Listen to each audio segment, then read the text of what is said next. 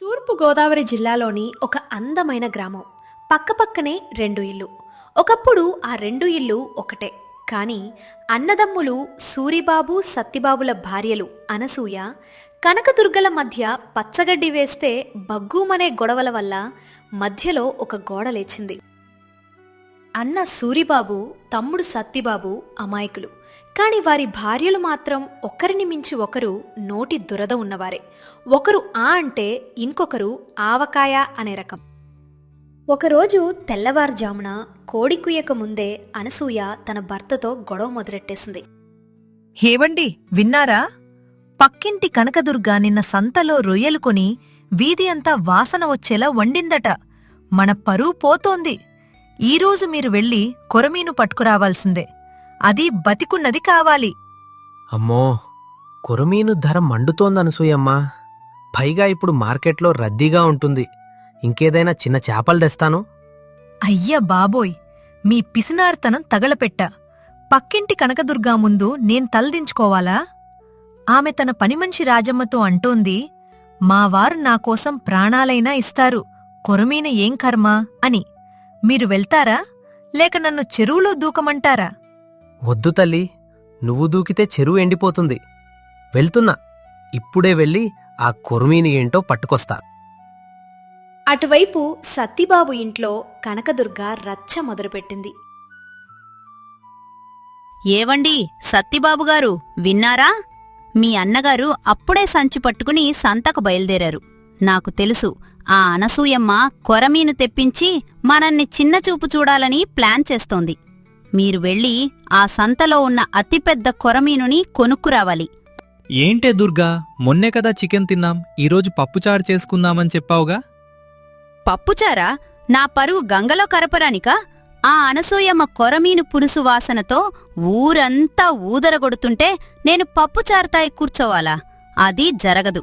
మీరు వెళ్ళి కొరమీను తేవాల్సిందే. లేదంటే ఈ రాత్రికి మీకు వంట ఉండదు, వడ్డన ఉండదు. ఈ అన్నదమ్ముల బతుకులు చేపల బుట్టలో చిక్కుకున్నాయిరా దేవుడా.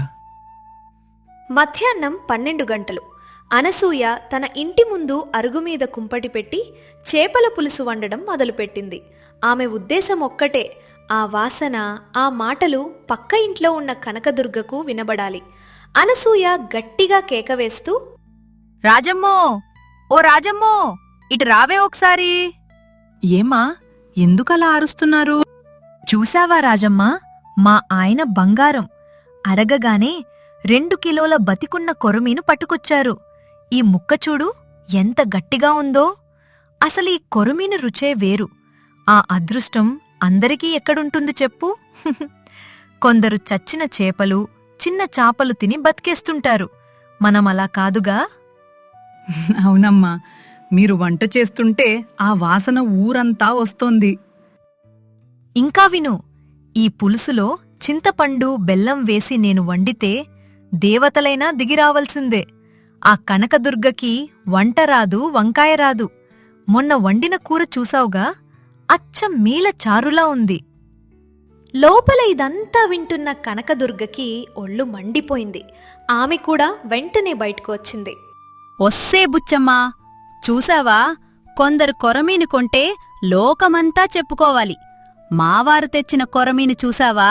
అబ్బో, అది కొరమీను కాదు, సాక్షాత్తు సముద్రపు తిమింగళంలా ఉంది.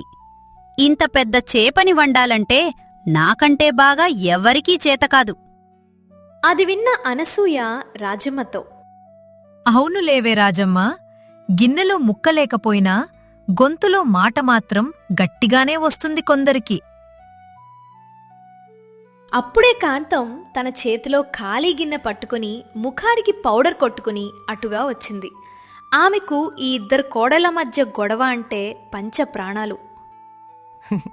ఏమ్మా అనసూయమ్మా, కొరమీను వండుతున్నావా? భలే వాసన వస్తోంది. కాని పాపం నీ కష్టమంతా బూడిదలో పోసిన పన్నీరే అయింది. ఎందుకే కాంతం, ఏమైంది? ఇందాక కనకదుర్గ అంటోంది, అనసూయమ్మ వండేది చేపల పులుసా లేక చింతపండు చారా? ఆవిడికి వంట చేయడం అస్సలు రాదు. అందుకే చేపల వాసన పోగొట్టడానికి కిలో చింతపండు కుమ్మేస్తోంది. అని నవ్వుతోంది. పైగా ఆ చేప చచ్చిన చేప అని, దాన్ని చూస్తేనే రోత పుడుతోందని అంటోంది. ఆ మాటలకి అనసూయమ్మ కోపంతో రగిలిపోయింది. అంత మాటన్నదా? దానికి ఎంత ధైర్యం! నా వంటని విమర్శించేంత స్థాయి దానికెక్కడిది? కాంతం అక్కడ ఆపకుండా మెల్లగా జారుకుని కనకదుర్గ ఇంటికి వెళ్ళింది.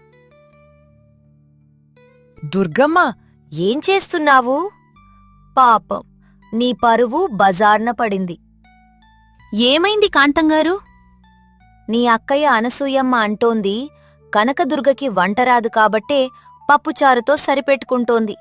దానికి చేపలు వండటం రాదు, అత్తగారి దగ్గర ఏమీ నేర్చుకోలేదు.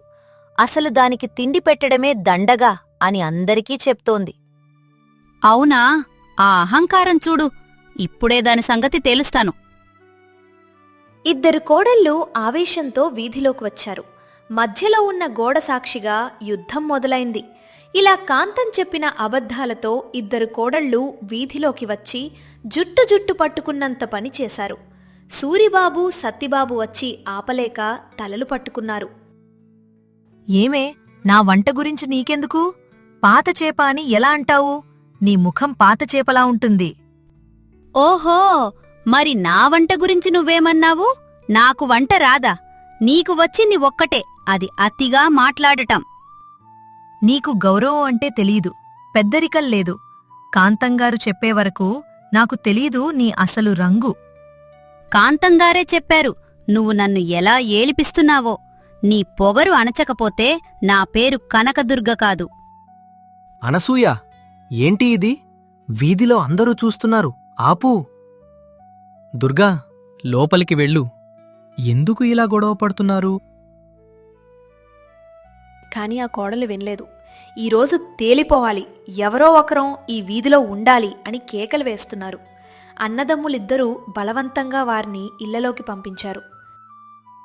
సాయంత్రం అన్నదమ్ములిద్దరూ ఊరి చివర చెరువుగట్టున కూర్చుని బాధపడుతున్నారు.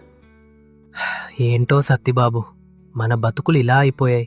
చిన్నప్పుడు మనం ఒకే కంచంలో తిన్నాం, ఒకే మంచం మీద పడుకున్నాం. కాని ఈరోజు మన కళ్ళ ముందే మన భార్యలు వీధిలో జుట్టు జుట్టు పట్టుకుని కొట్టుకుంటుంటే చూడలేక చచ్చిపోతున్నాన్రా. అవునన్నయ్య, నాకు అదే బాధగా ఉంది.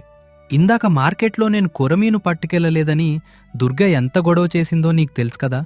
అసలు మన భార్యలకి ఒకరంటే ఒకరికి ఎందుకంత ద్వేషం పెరిగిపోయిందో అర్థం కావడం లేదు. ఒకప్పుడు వదినమ్మ, దుర్గా ఎంత సరదాగా ఉండేవారు. అవునురా, అనసూయ కూడా అంతే. నీ తమ్ముణ్ణి నిన్ను మోసం చేస్తున్నాడు, నీ మరదలు నా వంటని వెక్కిరిస్తోంది అని రోజూ నా బుర్ర తింటోంది. అసలు వీళ్ళకి ఈ మాటలన్నీ ఎవరు చెప్తున్నారో, ఎక్కడ పుడుతున్నాయో అస్సలు అర్థం కావడం లేదు. మన ఇద్దరి మధ్య దూరం పెంచడానికి ఎవరో ప్రయత్నిస్తున్నట్టు అనిపిస్తోంది. మనం ఎంత నచ్చజెప్పినా వాళ్ళు వినడం లేదన్నయ్య.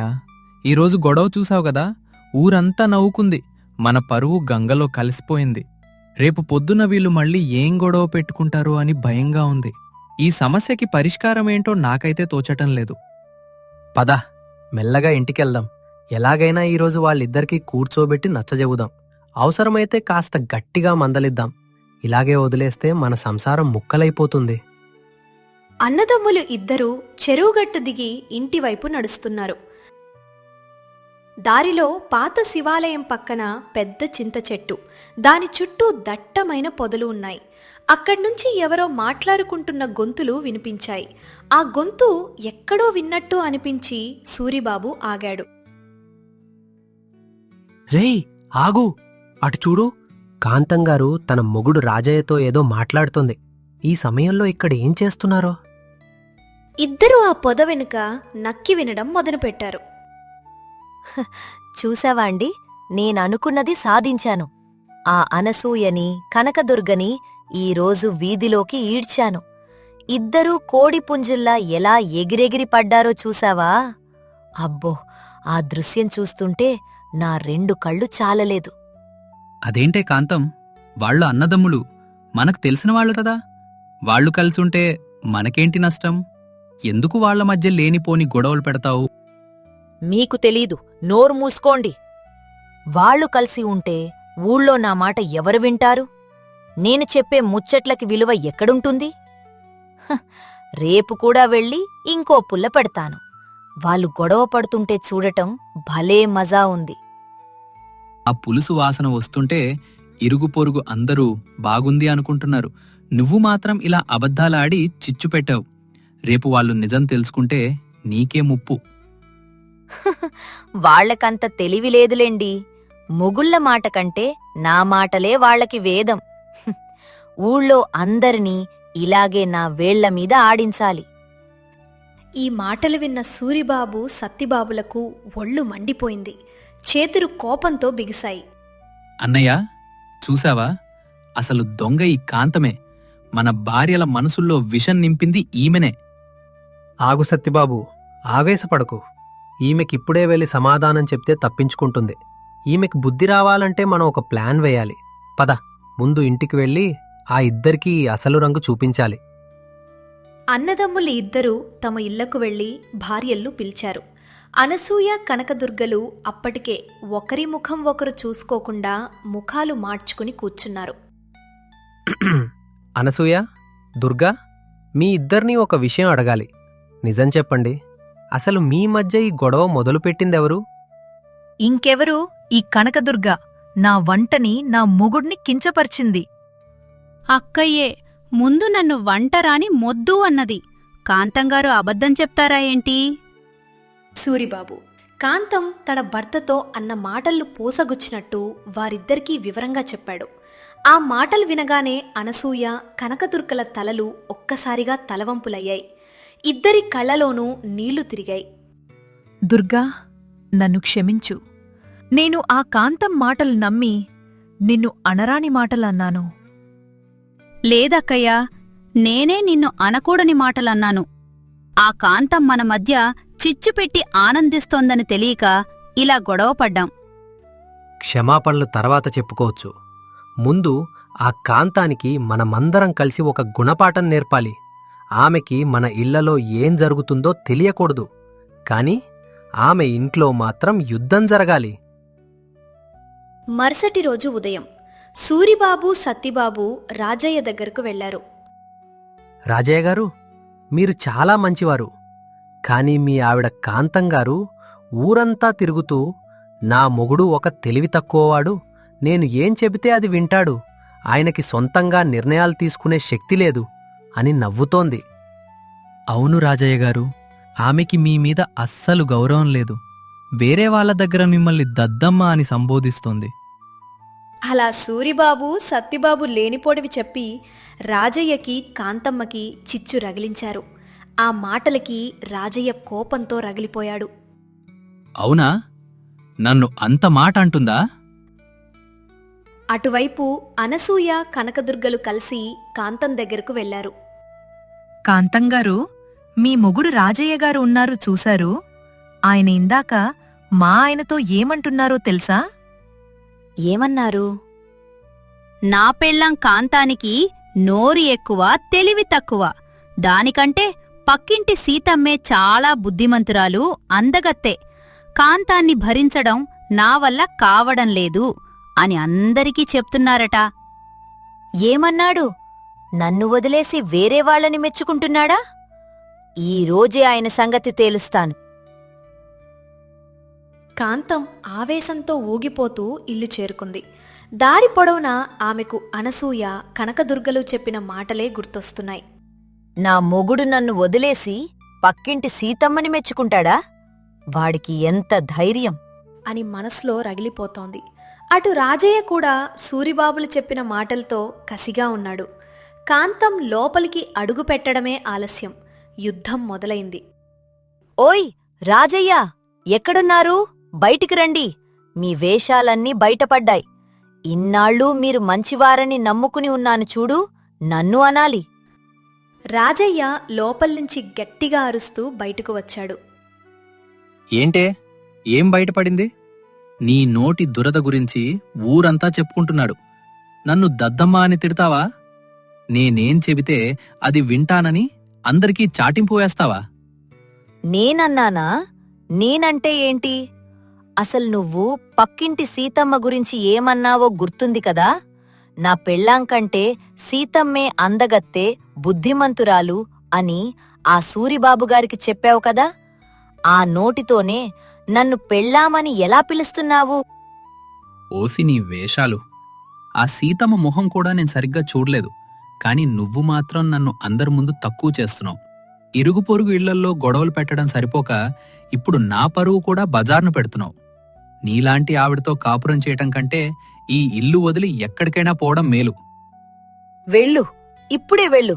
ఇన్నాళ్ళు నేను కష్టపడి వండి పెడితే ఇప్పుడు నేను అందంగా లేనా? నా బుద్ధి బాలేదా?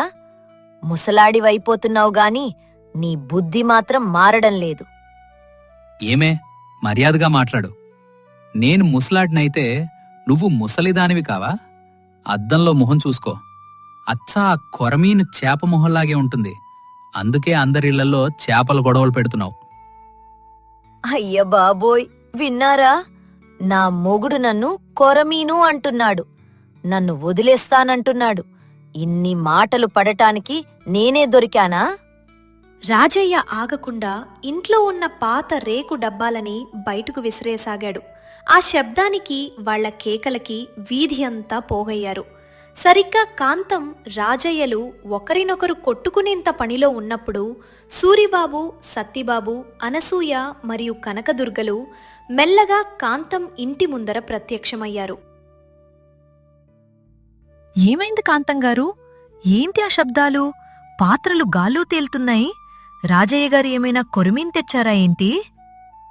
కాంతం ఒక్కసారిగా ఆగిపోయింది. ఏంటి కాంతంగారు, రాజయ్య గారు మీ గురించి ఏదో అన్నారని బాధపడుతున్నారా? మరి మేం గొడవ పడ్డప్పుడు మీరు అరుగు మీద కూర్చుని ఆవకాయ అన్నం తిన్నట్టు ఆనందపడ్డారు కదా, ఇప్పుడెలా ఉంది? ఏంటే కాంతం, వీళ్ళంతా ఏమంటున్నారు? నీకు వీళ్ళకి మధ్య ఏం జరిగింది? రాజయ్య గారు, మీకు మేం చెప్పింది అబద్ధం. కాంతం గారు మిమ్మల్ని ఎక్కడా తక్కువ చేసి మాట్లాడలేదు. అలాగే కాంతం గారు, రాజయ్య గారు సీతమ్మ గురించి ఏమీ అనలేదు. అది మేం చెప్పిన కట్టు కదా. ఎందుకంటే మీరు మా ఇళ్లల్లో పెట్టిన చిచ్చు అలాంటిది. మరి కాంతం చేతిలో ఉన్న కర్ర కింద పడిపోయింది. ఆమె ముఖం తెల్లబోయింది. తన సొంత ఇల్లు గొడవ పడుతుంటే వచ్చే నరకం ఏంటో ఈ అరగంటలో ఆమెకి అనుభవపూర్వకంగా తెలిసింది. రాజయ్య కూడా శాంతించి పక్కన కూర్చున్నాడు. అనసూయమ్మ, నన్ను క్షమించండి. నేను ఎంత పెద్ద తప్పు చేశానో ఈరోజు అర్థమైంది. ఇన్నాళ్ళు ఇరుగు పొరుగు వాళ్లు గొడవ పడుతుంటే అది నాకెంతో వినోదంగా ఉండేది. కాని ఆ గొడవ నా ఇంటికి చేరేసరికి గుండె ఆగినంత పని అయింది. కాంతం, ఇప్పటికైనా బుద్ధొచ్చిందా? గొడవలు పెట్టేవాడికి ఎప్పుడూ గౌరవం ఉండదు. చూడు, ఈ అన్నదమ్ములు ఎంత తెలివిగా మనకి గుణపాఠం నేర్పారో. అవునండి, అనసూయమ్మ, కనకదుర్గ, మీరిద్దరూ నా వల్ల చాలా మాటలు పడ్డారు. నేను మీ మధ్య ఆ కొరమీను చేపని పెట్టి ఎంత రచ్చచ చేశానో నాకు తెలుసు. అది కొరమీను కాదు, నా నోటి దురద. ఇక మీదట ఎవరి ఇళ్లల్లోనూ నేను పుల్లలు పెట్టను. ఈ కాంతం మారిపోయింది. మంచిది కాంతంగారు. మనిషి అన్నాక తప్పులు చేయడం సహజం, కాని దాన్ని దిద్దుకోవడమే గొప్పతనం. మీ ఇంటి గొడవ ఇక్కడతో ఆపేసి మా ఇంటికి రండి. అందరం కలిసి వండుకున్న చేపల పులుసు తిందాం. అనసూయ ఇంటి అరుగు మీద అందరూ కూర్చున్నారు. మధ్యలో ఉన్న గోడ ఉన్నప్పటికీ మనసుల మధ్య ఉన్న అడ్డుగోడలు తొలగిపోయాయి. ఇదిగో దుర్గా, ఈ ముక్క నీకు. ఇందాక నువ్వు వేసిన మసాలా వల్లే పులుసు అద్భుతంగా వచ్చింది. లేదక్కయ్యా, నువ్వా చేపని చింతపండులో నానబెట్టిన విధానమే దీనికి అసలైన రుచి. రాజయ్య గారు, చేప ముక్క తిన్నారా? ఎలా ఉంది? చాలా బావుంది సత్తిబాబు. గొడవలు లేనప్పుడు తింటే గడ్డి పరక కూడా అమృతంలా ఉంటుంది. నాకు ఒక ముక్క వేయండి అనసూయమ్మ. ఈసారి తిండి గురించి బయట ఎక్కడ పొరపాటున కూడా అబద్ధం చెప్పను. అందరూ ఒక్కసారిగా నవ్వారు. ఆ నవ్వులు ఆ వీధిలో కొత్త వెలుగుని నింపాయి. పుల్లలను పెట్టే కాంతం కాస్త ఇప్పుడు అందరినీ కలిపే కాంతంగారు అయింది. ఒకరి ఇంట్లో మంట పెట్టి ఆ మంటలో చలి కాచుకోవాలనుకోవడం అవివేకం. ఎందుకంటే ఆ మంట ఏదో ఒకరోజు మనింటికి కూడా అంటుకుంటుంది.